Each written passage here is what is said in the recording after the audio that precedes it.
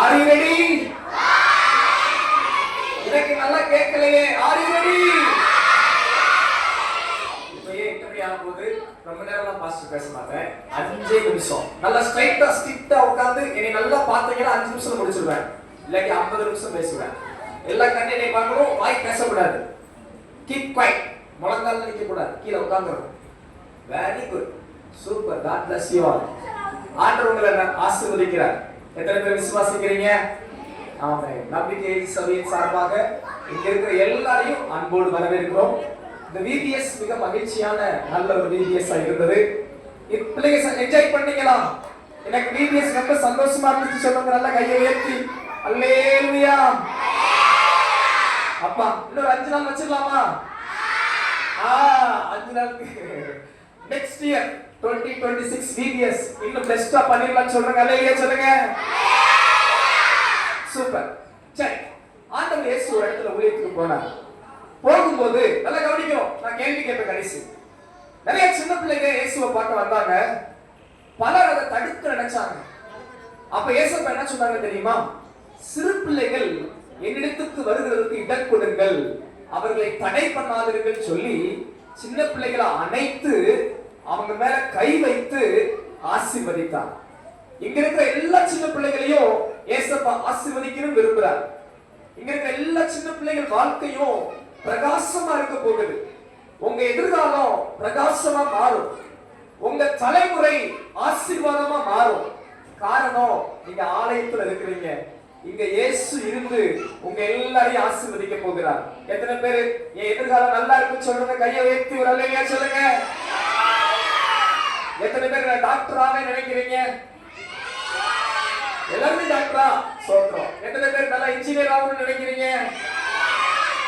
எல்லாத்துக்கும் அல்லேலூயா சொல்லக்கூடாது, உண்மையா அதுக்கு எதுக்கு மட்டும் சொல்லணும். எத்தனை பேர் டாக்டர்? ஓகே. எத்தனை பேர் இன்ஜினியர்? எத்தனை பேர் டீச்சர்?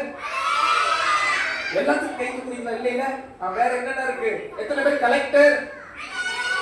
ஓகே. எத்தனை பேர் வேற வேற என்ன ஜாப் இருக்கு?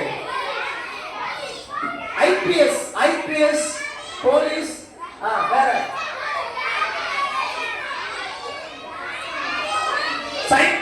சயின்டிஸ்ட். Okay okay super. பாத்தீங்களா? இயேசுப்பா ஆலயத்துல நீங்க சொன்ன வார்த்தையில கேட்டிருக்கிறார். உங்க எதிர்காலம் பிரகாசமா மாறும். இயேசுப்பா உங்க எல்லாரையும் ஆசீர்வதிச்சிருக்கிறார். சரி, நான் ரெண்டு காரியம் சொல்ல போறேன். பிள்ளைகளுக்கு ஒரு ஆலோசனை, நிறைய பெற்றோர் இருக்கிறீங்க, உங்களுக்கு ஒரு ஆலோசனை. பிள்ளைகள் உங்களுக்கு நான் சொல்ற ஒரே ஆலோசனை என்ன தெரியுமா? வேதம் சொல்லுது எபேசியர் 6:1, பிள்ளைகளே உங்கள் பெற்றோருக்கு கர்த்தருக்குள், சத்தமா சொல்லுங்க, வசனம் படிச்சீங்களா? உங்களுக்கு வேதம் சொல்ற ஒரு ஆலோசனை என்ன? உங்க பெற்றோருக்கு நீங்க என்ன பண்ணணும்? கீழ்ப்படியணும். அம்மா பேச்ச கேட்காம சண்டை போடக்கூடாது. இது மாதிரி டீச்சர்லாம் அமைதியா இருந்தா பேசிக்கிட்டே இருந்தா அதுக்கு பேர் கீழ்ப்படியாத தனம். கீழ்ப்படிகிற பிள்ளைகளா நீங்க எப்படி இருக்கணும்? கீழ்ப்படியணும். இந்த VBSக்கு அப்புறம் உங்க அம்மா அப்பா பேச்சுக்கு நீங்க என்ன பண்ணணும்? சத்தமா சொல்லுங்க. Very good. கீழ்ப்படிஞ்சு நடந்தா உங்க எதிர்காலம் மேலான ஆசீர்வாதம் பெறுவீங்க. அதனால இந்த வசனத்தை உங்க உள்ளத்துல வச்சுக்கோங்க. எல்லாரும் சொல்லுங்க, பிள்ளைகளே உங்கள் பெற்றோருக்கு கர்த்தருக்குள் கீழ்ப்படியுங்கள். இந்த VBSக்கு அப்புறம் நான் உண்மையிலே கீழ்ப்படிவேன்னு சொல்றேன். கையை வைத்துங்க. Very good. உங்க அப்பா அம்மாவுக்கு கீழ்ப்படிங்க, உங்க டீச்சருக்கு கீழ்ப்படிங்க, பெரியவருக்கு கீழ்ப்படிங்க. உங்க வாழ்க்கை ஆசீர்வாதமா இருக்கும். சரி, கையில போட்டுக்கங்க. நிறைய பெற்றோர் வந்திருக்கிறீங்க. உங்களுக்கு ஒரு சின்ன ஆலோசனை. பிள்ளைகள் உங்களுக்கு ஆண்டவர் கொடுத்த சொத்து. இந்த பிள்ளைகளை வளர்க்கிற பொறுப்பை பெற்றோருக்கு ஆண்டவர் கொடுத்திருக்கிறார். வேதம் அழகா ஒரு வசனம் சொல்லுது, பிள்ளையானவனை நடத்த வேண்டிய வழியை நடத்து, முதிர் வயதிலும் அவன் அதை விடாதிருப்பான். உலகத்துல ஒரு பழமொழி கேள்விப்பட்டிருப்பீங்க நீங்க, 5ல வளையாது என்ன பண்ணாதான் 50ல வளையாதான். அது வேதம் எத்தனையோ வருடத்துக்கு முன்பாக ஆண்டவரே வேதத்துல சொல்லி வச்சிருக்கிறார். பிள்ளையா இருக்கும் போதே அவங்களை நீங்க சரியா நடத்திடணும். நல்ல பழக்கங்களை சொல்லி கொடுத்து நடத்திடணும். நல்ல காரியங்களை போதிச்சு நடத்திடணும். அவங்க வாழ்க்கை அப்பதான் ஆசீர்வாதமா இருக்கும். இந்த VBS நாங்க நடத்தணும்னா இந்த பிள்ளைகள் வாழ்க்கையில நல்ல காரியங்களை போதிக்கிறோம்.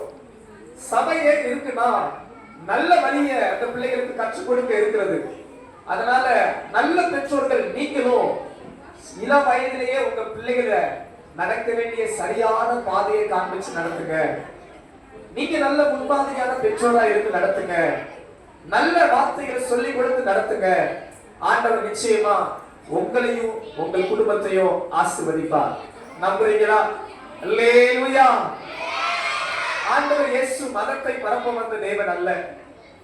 நான் இயேசுவை அறியாத ஒரு குடும்பத்துல பிறந்தேன். இன்னைக்கு நான் இயேசுவை குறித்து பேசுறதுக்கு ஒரு நோக்கம் இருக்கு. காரணம், ஆண்டவர் இயேசுவின் உள்ளத்தை மாற்றினார். இந்த வார்த்தையை கேட்கிறவங்க எல்லாருக்கும் ஒரு காரியத்தை நான் சொல்ல விரும்புறேன். இயேசுவின் பிறப்பை இந்த பூமியில யாரும் மறுதலிக்க முடியாது. ஆனால் இயேசு ஏன் மரித்தார் என்பதை நாம் அறிந்து கொள்ள வேண்டும். இந்த உலகத்தில் இருக்கிற சகல ஜனங்களுடைய பாவங்களை போக்க இயேசு மரித்தார். அடக்கம் பண்ணப்பட்டு 3ஆம் நாளில் உயிரோடு எழுந்தார். பரலோகத்துக்கு போகிற வழியை இயேசு நானே உண்டாக்கினேன் என்று சொன்னார்.